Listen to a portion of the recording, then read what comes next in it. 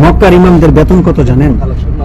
আমি একটা ভিডিওতে দেখছিলাম যে আব্দুর রহমান সুদাইস মানে মক্কা এবং মদিনার প্রধান ইমাম জি, ওনার বেতন হচ্ছে মানে সৌদি সরকার ওনাকে ব্ল্যাঙ্ক চেক পেপার দিয়ে দেয়, একদম সাদা পেপার দিয়ে দেয়, ওনার যতটুকু ইচ্ছা ততটুকু উনি অ্যামাউন্ট বসে উনি এটা উঠিয়ে নেয় ব্যাংক থেকে।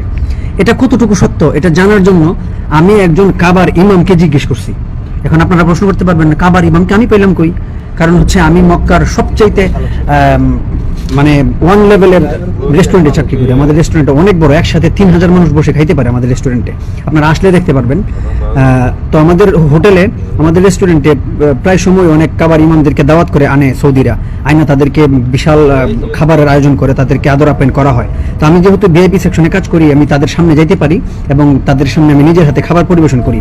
তো কথা হচ্ছে আমি একজন কাবার ইমামকে জিজ্ঞেস করছি যে এটা কি সত্য, কাবার ইমামকে যে ব্ল্যাঙ্ক পেপার দেওয়া হয় এটা কি সত্য? তখন উনি বলছে হ্যাঁ এটা সত্য, এটা সবার জন্য না, শুধু আব্দুর রহমান সুদাইসের জন্য।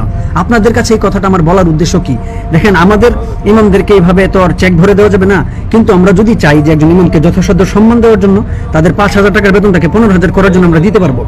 সুতরাং আমাদের উচিত ইমামদের প্রতি একটু নজর দেওয়া, তারা যেন সুন্দরভাবে তাদের ফ্যামিলি নিয়ে চলতে পারে, আমরা একটু নজর দেওয়া বিষয়টা। ইমামদেরকে সবাই সম্মান করবেন, ইমামদেরকে তাদের যথাসাধ্য সম্মান এবং বেতন তাদেরকে দেওয়া উচিত। ধন্যবাদ সবাই।